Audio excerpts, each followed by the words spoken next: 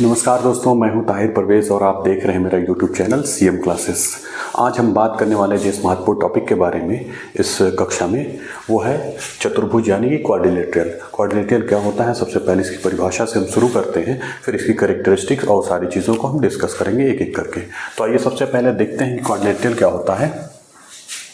Quadrilateral actual में चतुर्भुज जो होता है, किसी समतल में चार रेखाओं से घिरी हुई बंद आकृति को ही चतुर्भुज कहते हैं। यानी कि figure bounded by 4 sides in a plane is called quadrilateral. यानी कि चतुर्भुज क्या होता है, चार रेखाओं से घिरी हुई एक आकृति होती है। आइए देखते हैं एग्जांपल से। जैसे सपोज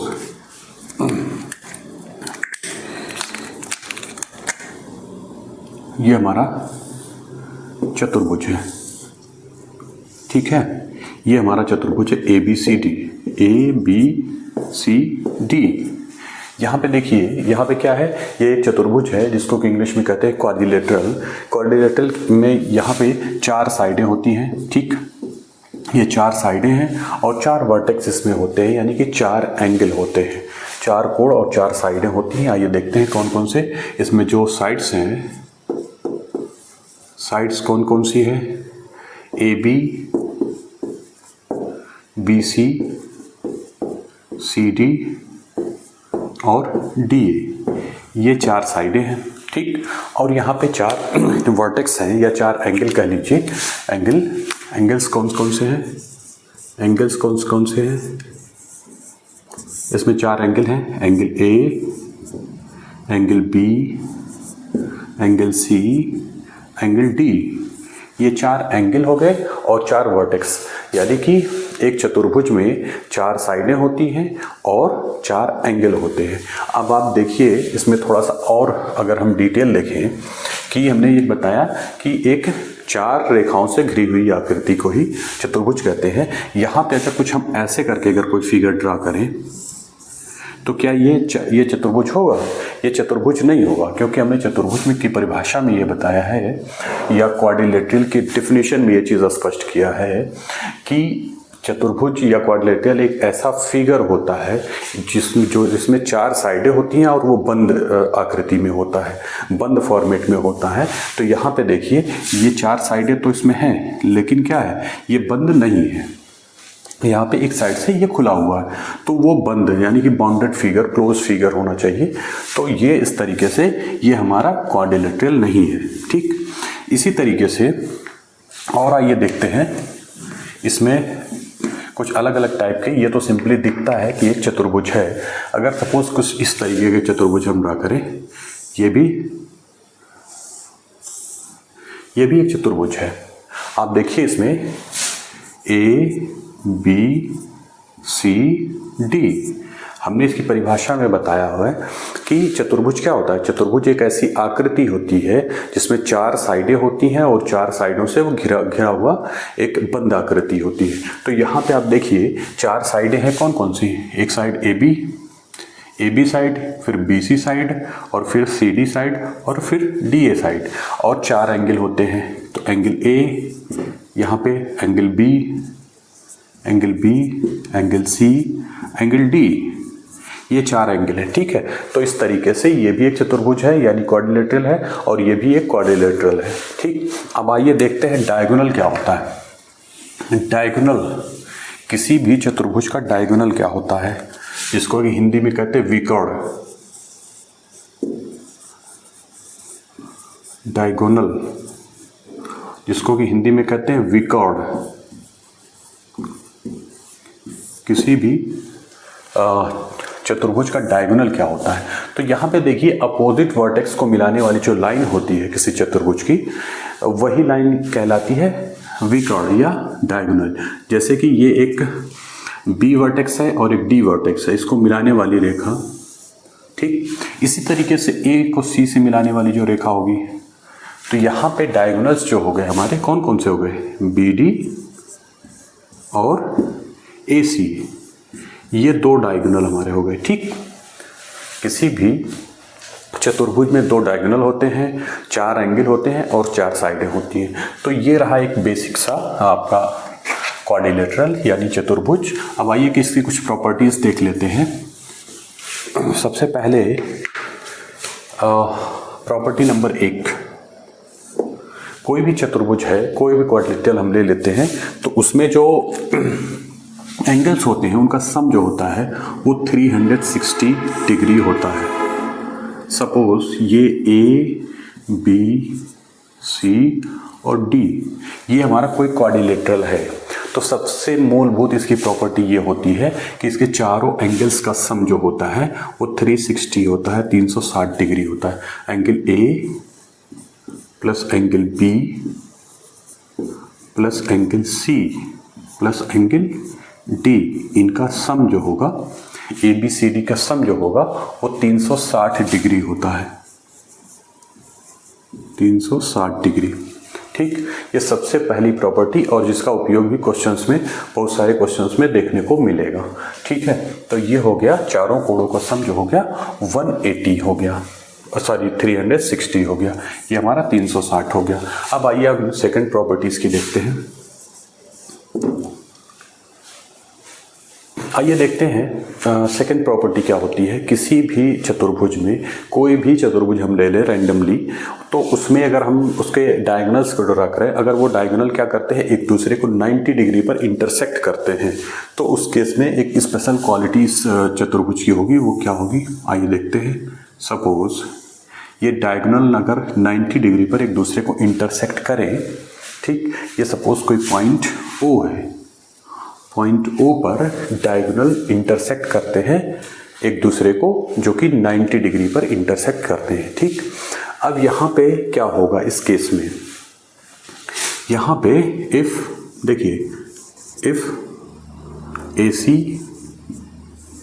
इंटरसेक्ट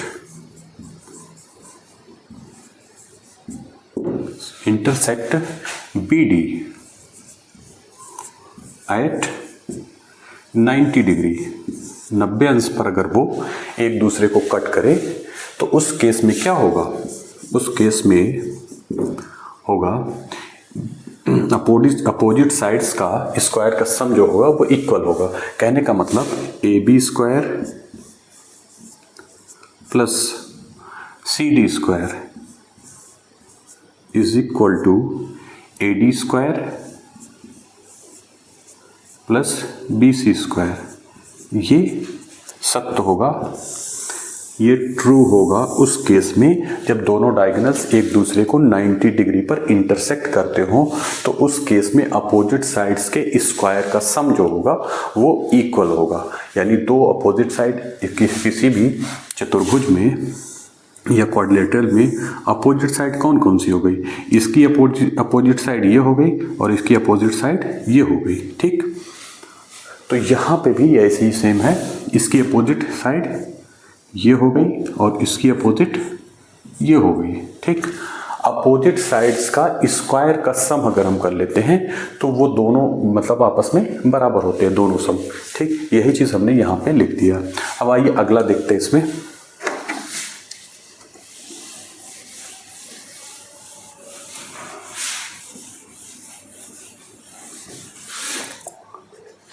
आइए देखते एरिया क्या होता है। किसी भी चतुर्भुज को ले ले तो उसका एरिया क्या होता है। कोई भी चतुर्भुज अगर हम ले लें रैंडमली तो इसका एरिया कैसे निकालते हैं, आइए देखते हैं। सपोज ये हमारा कोई रैंडमली कोई चतुर्भुज है ए बी सी डी।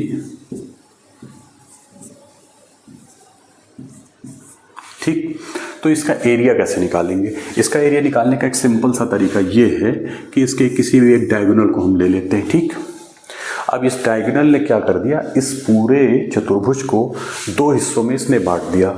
दो त्रिभुज के शेप में, एक हिस्सा ये हो गया त्रिभुज के शेप में और दूसरा हिस्सा ये हो गया आपका यहाँ से लेके यहाँ तक। कहने का मतलब एक त्रिभुज ये, इसको अगर हम 1 से इंडिकेट कर दें और दूसरा त्रिभुज ये, इसको हम 2 से इंडिकेट कर दें, तो यहाँ पे आप देखिए area of quadrilateral A B C D क्या होगा, ABCD का एरिया जो होगा वो दोनों त्रिभुज के एरिया के सम के बराबर होगा। यानी दोनों त्रिभुजों का दोनों ट्रायंगल्स का एरिया अगर हम निकाल लें और उसका सम कर दें, उसको दोनों को जोड़ दें, तो इस पूरे फिगर का यानी कि इस पूरे क्वाड्रिलेटरल का एरिया निकल जाएगा। तो आइए देखते हैं, यहाँ पे हम लिखेंगे area of triangle ACD plus area of triangle ABC। ठीक, एक त्रिभुज ये हो गया एक नंबर वाला और ये दूसरे नंबर वाला। इन दोनों को एरिया को अगर हम निकाल करके और यहाँ जोड़ दें तो ये हमारे चतुर्भुज का एरिया निकल जाएगा। अब एरिया ऑफ ट्रायंगल निकालने का फॉर्मूला हमने बताया था, एरिया ऑफ ट्रायंगल क्या होता है, half into base into height. तो एरिया ऑफ ट्रायंगल जो होता है 1/2 गुणे आधार गुणे ऊंचाई। ऊंचाई और आधार का गुणा करने के बाद उसमें 2 से भाग में या 1/2 से गुणा कर दे तो हमारा वही त्रिभुज का क्षेत्रफल निकल जाता है। ठीक, इस त्रिभुज में अगर हम इसको आधार मान लें, बेस मान लें, तो यहाँ से इस पर अगर हम एक परपेंडिकुलर ड्रॉ करें तो ये हाइट हो जाएगा। ठीक, ये सपोज ये सपोज हो गया DE। ठीक, यहाँ पे अब यहाँ से एरिया हम निकाल सकते हैं कि नहीं निकाल सकते। यहाँ पे आप देखिए इसका त्रिभुज का एरिया जो हो जाएगा वो कितना हो जाएगा, एरिया ऑफ ट्रायंगल इसका half into BC into DE। ठीक, इसी तरीके से ये दूसरे वाले त्रिभुज का एरिया निकालने के लिए यहाँ भी एक परपेंडिकुलर ड्रा कर दें। ठीक, अब इसको अगर आप BF कर दें, ठीक, तो अब यहाँ से आप एरिया दोनों ट्रायंगल्स का निकाल सकते हैं। इस ट्रायंगल का एरिया पहले वाले का क्या होगा, हाफ इंटू BC, ये बेस है और ये हाइट है, BC इंटू DE।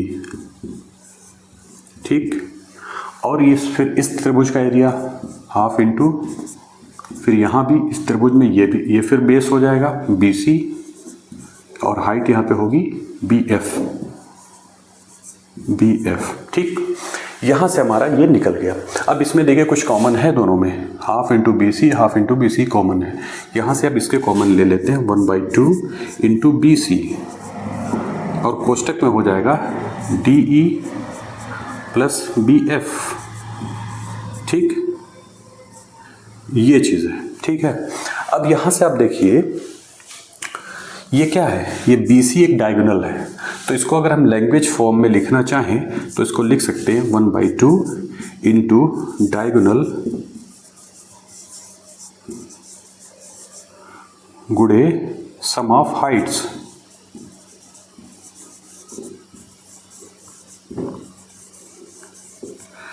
ठीक है, यहां से हमारा त्रिभुज का ये चतुर्भुज का एरिया हमारा निकल गया। यही होता है फॉर्मूला। ठीक है, ये जनरल एक किसी भी चतुर्भुज का या क्वाड्रिलेटरल का फॉर्मूला जो एरिया का होता है वो इस तरीके से होता है, 1/2 गुणे डायगोनल गुणे सम ऑफ हाइट्स। ये दोनों हाइट्स का सम कर लेंगे। ठीक है, इसको हिंदी में इस तरीके से कहते हैं 1/2 गुणे विकर्ण गुणे ऊंचाइयों का योग। ठीक, तो यहाँ से हमने एरिया का ये फार्मूला बता दिया। अब आइए आगे चलते हैं, इसमें कौन कौन सी चीज़ें हैं देखते हैं।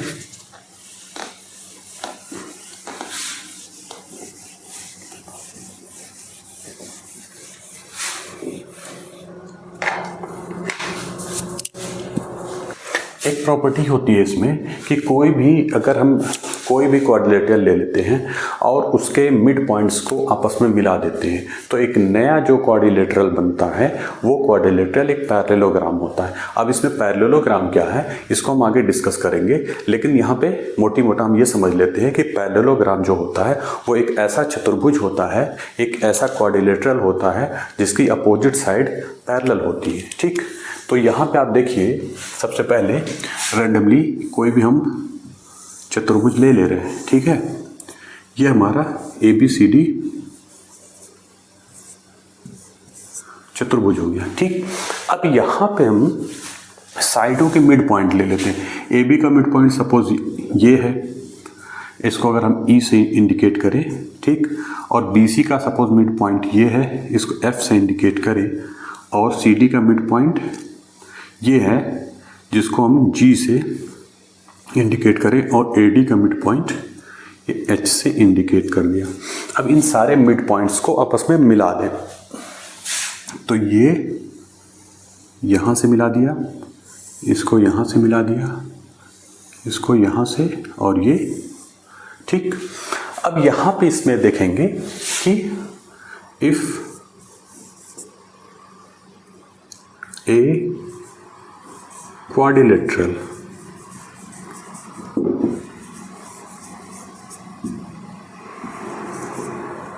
is formed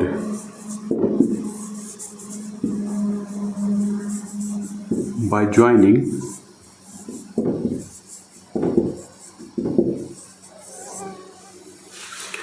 midpoints of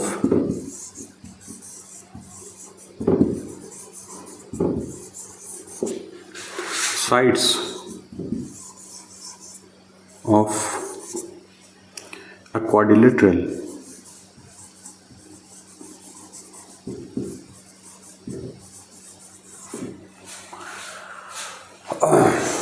then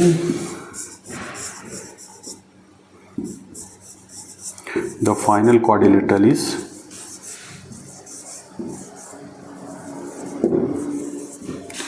a parallelogram.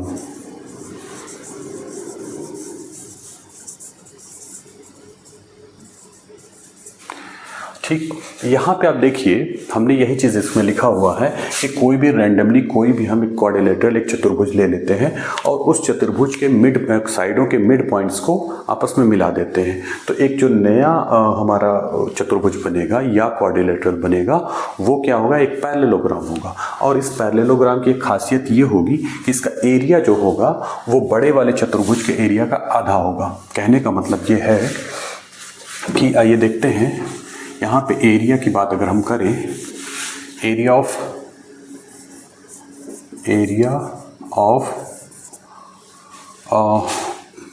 Quadrilateral EFGH ये क्या होगा, 1/2 into area of quadrilateral ABCD। ये एक खासियत होगी कि मतलब अगर मिड पॉइंट्स को मिला करके कोई अगर हम चतुर्भुज खींचे तो वो चतुर्भुज क्या होगा, एक पैरेललोग्राम यानी कि समांतर चतुर्भुज होगा, और वो समांतर चतुर्भुज का क्षेत्रफल जो होगा बड़े वाले चतुर्भुज के क्षेत्रफल का आधा होगा। ये हमने यहाँ आपको बता दिया। अब आइए एक प्रॉपर्टी और देख लेते हैं, फिर उसके बाद हम आ जाएंगे टाइप्स ऑफ क्वाड्रिलेटरल पर।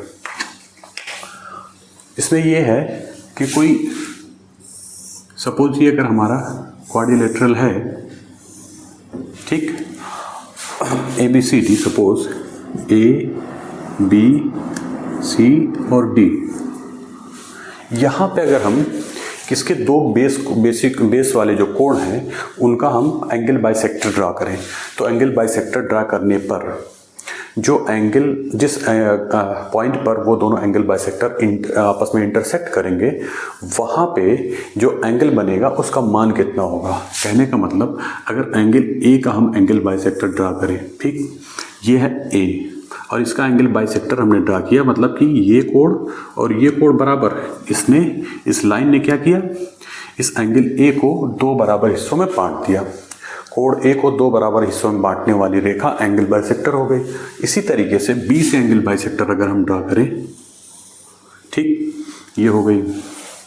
ये सपोज पॉइंट अगर E पर इंटरसेक्ट कर रही हूँ, ठीक, ये एक एंगल बाइसेक्टर AE लाइन जो है वो एंगल A की बाइसेक्टर है और BE लाइन जो है एंगल B की बाइसेक्टर है, यानी एंगल B को दो बराबर हिस्सों में बांटी इसने, ठीक।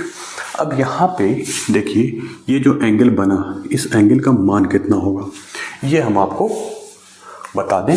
तो एंगल AEB, कोण AEB, हमने आपको स्टार्टिंग में बताया था कोण को लिखने का तरीका जो होता है, जैसे हमने यहाँ पे लिखा AEB, यहाँ पे ये जो ई वाला पॉइंट होता है यही कोण को इंडिकेट करता है, इसी वाले कोण को हम लेते हैं।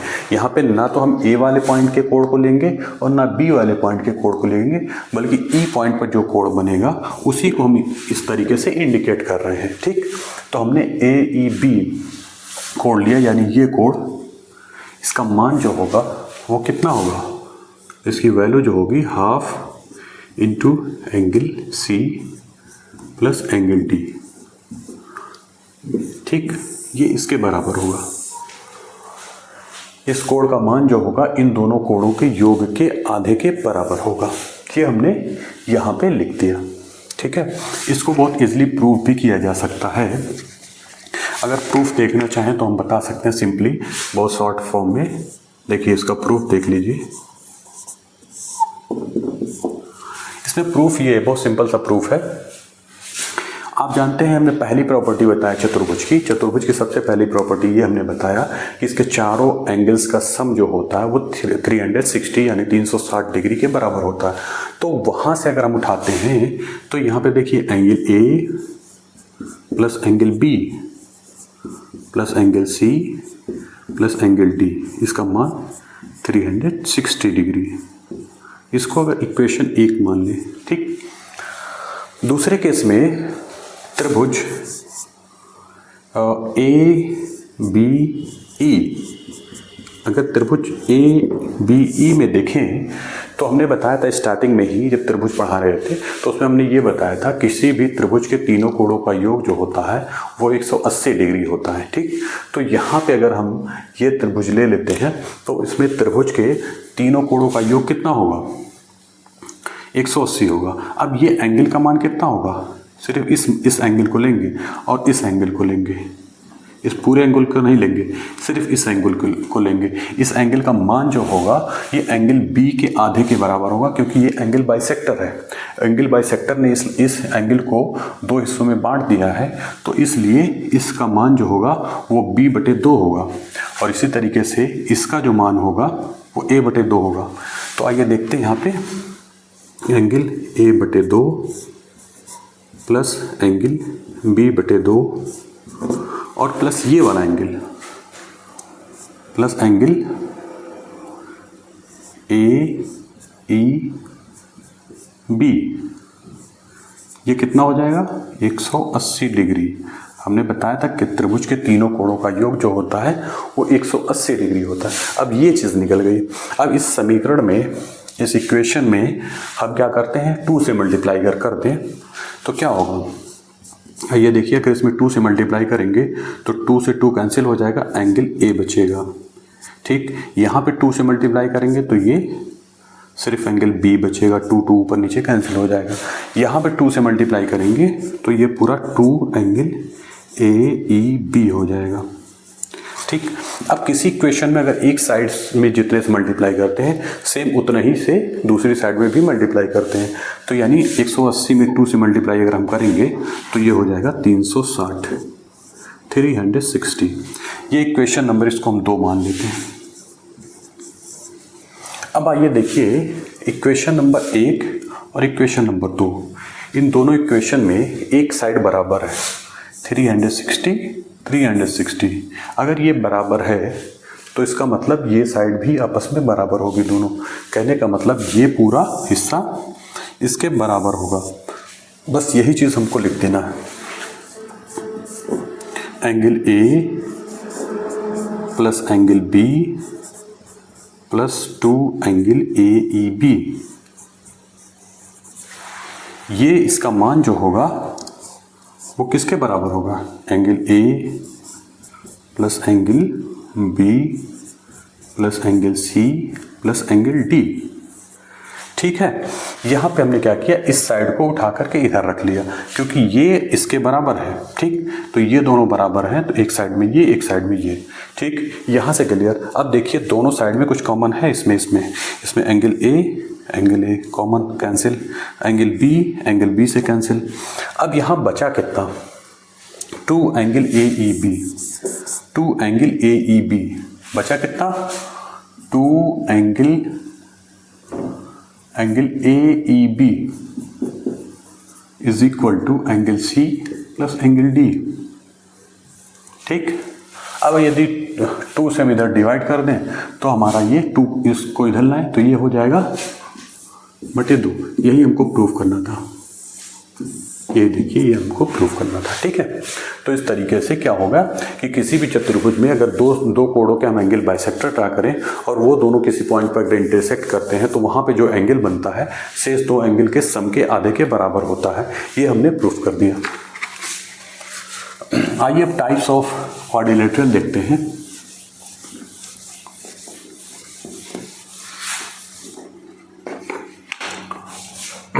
टाइप्स ऑफ क्वाड्रिलेटरल, तो टाइप्स में अगर हम बात करें चतुर्भुज कितने तरीके के होते हैं, तो सबसे पहला जो होता है वो होता है पैरेललोग्राम।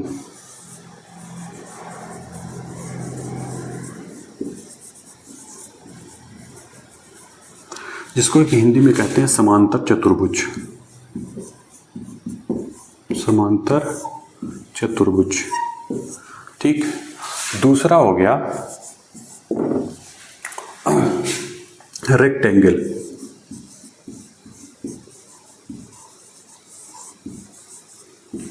जिसको कि हिंदी में कहते हैं आयत। ठीक, और तीसरा है हमारा,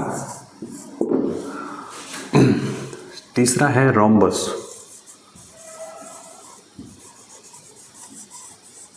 जिसको कि हम कहते हैं समचतुर्भुज। समचतुर्भुज, समचतुर्भुज। और चौथा हमारा हो जाता है स्क्वायर, जिसको हिंदी में कहते हैं वर्ग।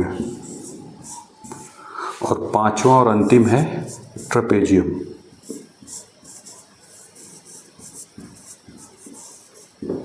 ट्रेपेजियम, जिसको हिंदी में कहते हैं समलंब चतुर्भुज। समलंब चतुर्भुज। तो ये 5 तरह के हमारे क्वाड्रिलेटरल होते हैं, 5 तरीके के चतुर्भुज होते हैं। पहला होता है पैरेललोग्राम, जिसको हिंदी में कहते हैं समांतर चतुर्भुज। दूसरा होता है रेक्टेंगल, जिसको कि आयत कहते हैं। तीसरा हमारा हो गया रोम्बस, जिसको हम बोलते हैं समचतुर्भुज। चौथा है स्क्वायर, जिसको कि वर्ग कहते हैं। और पांचवा है ट्रेपेजियम, जिसको कि समलंब चतुर्भुज कहते हैं। तो ये 5 तरीके के हमारे क्वाड्रिलेटरल होते हैं और इसकी चर्चा हम अगली कक्षा में करेंगे। तब तक हमारा यूट्यूब चैनल देखते रहिए और इसको सब्सक्राइब करिए। अगर वीडियो पसंद आया हो लाइक करिए और शेयर करिए। Thank you.